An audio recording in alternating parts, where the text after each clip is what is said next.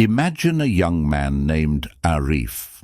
He's 28, well-educated, stable in his career, and dreaming of a future where love and loyalty mean something.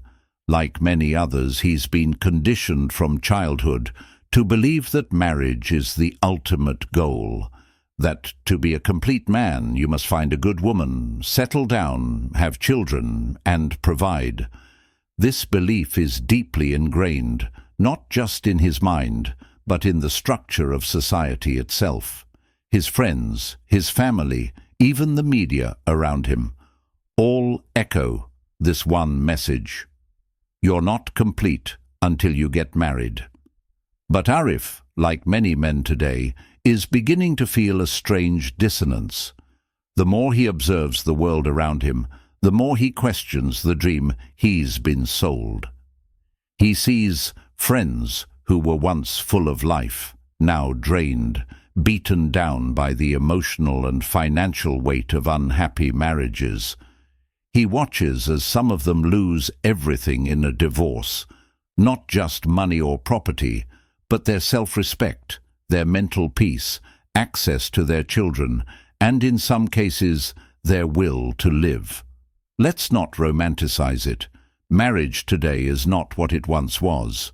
Once upon a time, it was a partnership based on survival, loyalty, and mutual sacrifice.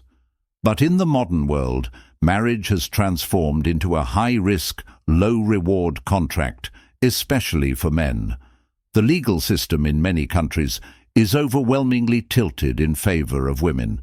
And when things go wrong, it's almost always the man who ends up paying the heavier price. Arif once dated a woman named Lena. In the beginning, it was magical: daily texts, long conversations, deep emotional bonding. But slowly, the expectations grew. She began expecting more time, more money, more control over his life. His hobbies became childish, his friends a bad influence, his dreams impractical. Everything he loved slowly became negotiable. The man who once felt free began to feel trapped, but he tolerated it because that's what good men do, right? They sacrifice, they compromise, they provide. The turning point came when Lena casually mentioned marriage, not as a dream they share, but as a deadline he was expected to meet. Suddenly, love turned into obligation. Commitment became a contract, and Arif began to wonder, was he being loved for who he is, or simply for the role he was expected to play? This isn't just Arif's story. This is the silent struggle of millions of men around the world. Men who are waking up to the harsh reality that modern marriage no longer guarantees love, respect, or loyalty. It has become a gamble where the odds are stacked against them. A man can be faithful, hard-working and kind, but still lose everything because of one wrong move, one moment of misunderstanding, or simply because his partner fell out of love. Why should a man commit to such an uncertain deal? Let's be honest. Society praises women for leaving toxic relationships, but shames men when they walk away. A man who avoids marriage is labeled as immature, selfish, or a playboy. But what if he's simply being smart? What if he's just trying to protect his peace, his freedom, his future? Marriage, for many men, becomes a slow erosion of identity. You're expected to provide endlessly, but rarely appreciated. You work long hours to support a lifestyle you no longer control. You come home to complaints, silent treatments, and emotional manipulation. You lose your voice, your choices, and sometimes even your children, especially if things end in court. And let's talk about that. The courts. In many divorce cases, men are treated as second-class citizens. Alimony, child support, property division. It often feels less like justice and more like punishment. Even if the man was loyal, responsible and supportive, he still ends up paying. And worst of all, he's told to accept it like a real man. Let's go even deeper. Have you ever asked yourself why so many women are encouraged to marry up while men are told to marry down? Why is a man expected to provide more, earn more, and settle for less, emotionally and physically, while being constantly judged on his ability to provide?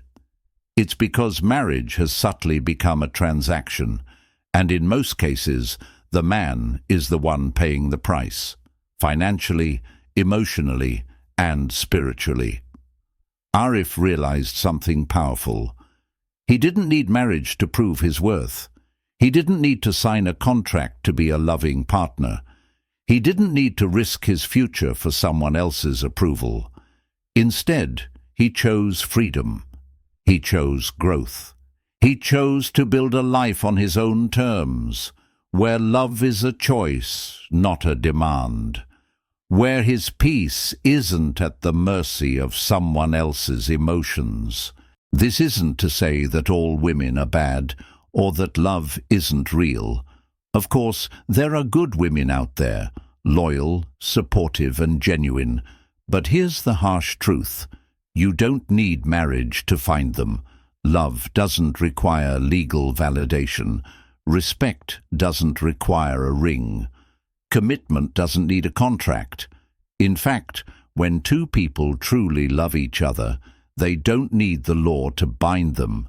They stay because they want to, not because they have to. Men today need to reclaim their power. They need to stop believing that their value lies in how much they can provide. They need to understand that happiness doesn't come from sacrifice alone. It comes from balance, from mutual respect, and from freedom. The moment a man realizes that his worth is not defined by marriage is the moment he begins to live truly. Arif isn't alone anymore. There's a growing movement of men who are waking up, who are choosing to invest in themselves, physically, financially, emotionally. They're building businesses, exploring passions, traveling the world, spending time with people who uplift them. They're not lonely, they're liberated. They're not commitment-phobic, they're clarity-driven. Marriage isn't evil, but for many men, it's no longer worth the risk.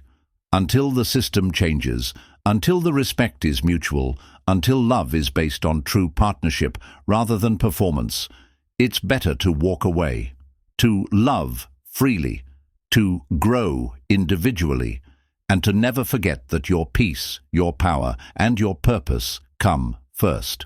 So, to every man out there who feels the pressure to conform, remember this: you owe no one a marriage. You owe yourself a life. If you found this perspective eye-opening, don't forget to like, share, and subscribe to the channel. This isn't just a video, it's a voice for the men who have been unheard for too long. Stay strong, stay free,